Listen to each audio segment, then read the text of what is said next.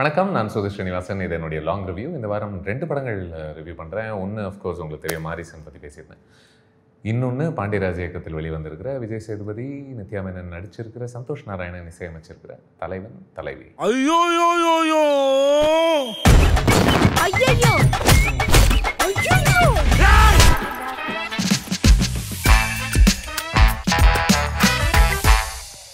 யாரோ பாண்டியராஜ் அவர்களுடைய படங்கள்லாம் பார்த்துட்டு, கடைக்குட்டி, சிங்கம், நம்ம வீட்டு பிள்ளை இதெல்லாம் பார்த்துட்டு அவர்கிட்ட சொல்லியிருக்காங்க அப்படின்னு நினைக்கிறேன். ஓவரால் நீங்கள் என்ன ஒரு மாதிரி மனித உறவுகளை பற்றி ஓவராக பேசிக்கிட்டே இருக்கீங்க, ரொம்ப அழகாக அதை காமிச்சிக்கிட்டே இருக்கீங்க, அதிலிருந்து வாழ்க்கையில் ஒரு பெரிய பர்பஸ் கிடைக்குது, ஒரு பெரிய சந்தோஷம் கிடைக்குதுன்ற மாதிரி காமிச்சிக்கிறீங்க, அதெல்லாம் உண்மை இல்லையே அப்படின்ற மாதிரி யாரோ சொல்லிட்டாங்க அப்படின்னு நினைக்கிறேன். ஏன்னா தலைவன் தலைவி பார்த்த பிறகு இது எப்படி தோணுது அப்படின்னா, இது வந்து அவருடைய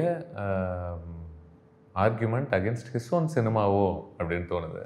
ஏன்னா இந்த படம், இன்ஃபேக்ட் இந்த படத்தினுடைய டைரக்டோரியல் கிரெடிட் எங்கே வருது அப்படின்னா, ஒருத்தர் வந்துட்டு யாரா அவன் இங்கே சொந்தத்துலலாம் ஒரு பெரிய சந்தோஷம் இருக்குன்ற மாதிரி ஒன்று சொல்லிவிட்டு அவன் மட்டும் என் கையில் கிடச்சிட்டான்னா அவன் கையை உடச்சி விட்ருவேன் அப்படின்னு ஒருத்தன் சொல்லுவான். சொல்லும்போது குவைட் ஃபன்னிலி ட்ரூத் பி டோல்ட், அந்த இடத்துல தான் பாண்டியராஜ் அவர்களுடைய கிரெடிட் வருது. அதன் பிறகு என்ன வருது அப்படின்னு கேட்குறீங்களா? நிறைய சண்டைகள் வருது, நிறைய சச்சரவு வருது, நிறைய கூச்சல் வருது. ஆல்மோஸ்ட் நம்ம சொன்னது போல் இதுக்கு முன்னாடி நான் இந்த உறவுகள்லாம் அழகாக காமிச்சிருக்கேன்னா, அண்ணன் தங்கச்சி உறவு இவ்வளோ நல்லா இருக்கா, புருஷன் பொண்டாட்டி உறவு இப்படி நல்லா இருக்கா, அம்மா பையன் உறவு இப்படி இருக்கா அப்படின்னு காமிச்சேன்னா, அது எல்லாத்தையுமே சிஸ்டமேட்டிக்காக இந்த படம் பிரிட்டி மச் உடைக்குது அப்படின்னு நினைக்கிறேன்.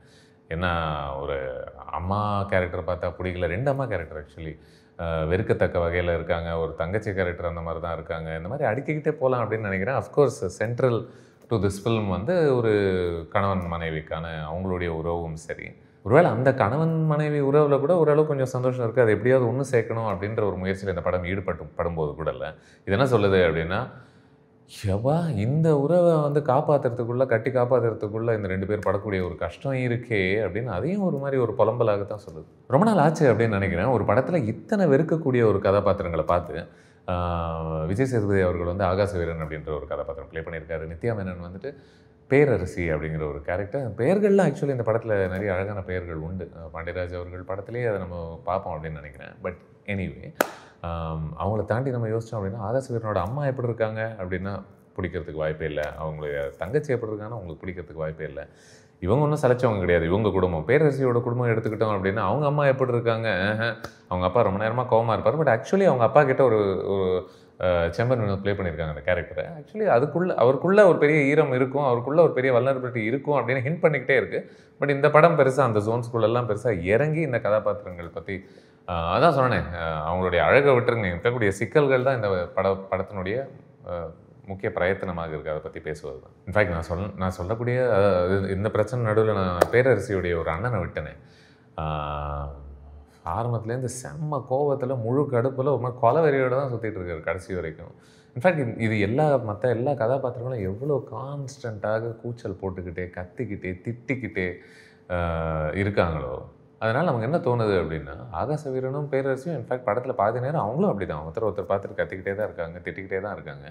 பட் மற்றவங்களுக்கு கம்பேர் பண்ணும்போது ஆக்சுவலி இவங்க ரொம்ப ஒரு சமாதான விரும்பிகள் போல் நமக்கு தெரிய ஆரம்பிக்கிறாங்க. நானே யோசிச்சுட்டு இருந்தேன் அப்படின்னு அந்த படம் பார்க்கும்போது, இந்த படத்தினுடைய கரு என்னவாக இருந்திருக்கும், what would have been the promising idea here that merited a feature film அப்படின்னு யோசிக்கும்போது, மேபி இந்த ஒரு குடும்பத்தில் இருக்கக்கூடிய ஒரு சண்டைகள்லாம் ஆக்சுவலி நம்ம டிவி சீரியல்லாம் ரொம்ப வருஷங்களாக அதை தான் பேசிகிட்டு இருக்கு அப்படின்னு நினைக்கிறேன். நான் பெருசாக பார்க்கல, தப்பாக சொல்லிட்டேன்னா மன்னிச்சுங்க. பட் அந்த மாதிரி ஒரு வீட்டுக்குள்ளே நடக்கக்கூடிய ஒரு அடிப்படையான ஒரு கொஞ்சம் மொக்க பிரச்சனைகள் தான் நம்ம பார்த்தோம்னா. ஏன்னா எதை பொறுத்து இவங்க ஆர்கியூ பண்ணிக்கிறாங்க, எதை பொறுத்து இவங்க சண்டை போட்டுக்கிறாங்க அப்படின்றது ரொம்ப பயங்கரமான ஒரு ட்ராமாட்டிக்கான நரேட்டிவ்லி காம்ப்ளெக்ஸான ஒரு விஷயங்கள் சுத்தமாக கிடையாது. ஆனால் இதை வச்சு பரவாயில்ல, நம்ம ஒரு நகைச்சுவை உருவாக்கலாம் அப்படின்ற ஒரு முயற்சியாகத்தான் இருந்திருக்கும் அப்படின்னு தோணுது தலைவன் தலைவி, விச் இஸ் ஓகே. ஆனால் பிரச்சனை என்னென்னா, அதை நகைச்சுவை ஒர்க் ஆகணும்ல. சுற்றி கான்ஸ்டண்ட்டாக மாறி எல்லோரும் கத்திக்கிட்டே இருந்து திட்டிக்கிட்டே இருக்கிறது மட்டுமே ஒரு நகைச்சுவையாக நம்மளால் பார்க்க முடியுமான்றது தான் கேள்வி. இப்போ கதாபாத்திரங்களை மாறி அப்படி கத்தாத ஒரு டைமில் என்ன நடக்குது அப்படின்னா, அப்பப்போ அரைஞ்சிக்கிறாங்க. பேரரசி 1-2 அறை விடுறாங்க ஆகாசவீரன் முகத்தில். சரி, இங்கே என்ன பொண்ணு தான் அடிப்பாங்களா அப்படின்லாம் நினைக்காதீங்க. ஏன்னா படத்தினுடைய டுவர்ட்ஸ் எண்ட் வந்து பொண்ணுடைய ஒரு அப்பா வந்து அம்மாவையும் அவர் போட்டு அடிப்பார். இதுலேயும் அடிப்பார்னா ஒரு அரைஞ்சிட்டு அதுக்கப்புறமா ஒரு மாதிரி ஒரு பாசமான ஒரு உணர்வையும் அப்படியே காமிப்பார். அது எப்படி அப்படின்னா, இதில் ஒரு சமநிலை இருக்குது அப்படின்றது அந்த படம் காமிக்குதுன்னு நினைக்கிறேன். அங்கங்கே கொஞ்சம் அமைதி வருது அப்படின்னா முக்கியமாக அது எதனால் வருது அப்படின்னா விஜய் சேதுபதி அவர்கள் ப்ளே பண்ணக்கூடிய ஆகாஷ் வீரன் தன்னையே எப்படியாவது கட்டுப்படுத்திக்கணும் அப்படின்ற ஒரு ஃப்ரஸ்ட்ரேஷனில் அவரே ஒரு இடத்துல ஒரு பிளாஸ்டர் மாதிரி வாயில் அப்படி ஒட்டிக்கிறாரு. இன்னொரு டைமில் ஒரு டவல் எடுத்துகிட்டு அப்படியே வாயை சுற்றி வச்சுக்கிறாரு. ஐ திங்க் அது ட்ரெய்லர் கூட வந்துச்சுன்னு நினைக்கிறேன். ஸோ அந்த மாதிரி இடங்கள் வரும்பொழுது பேரரசி கொஞ்சம் நன்றியோடு அதுக்கு இருந்தாங்களா இல்லையான்னு தெரில. நான் இருந்தேன்.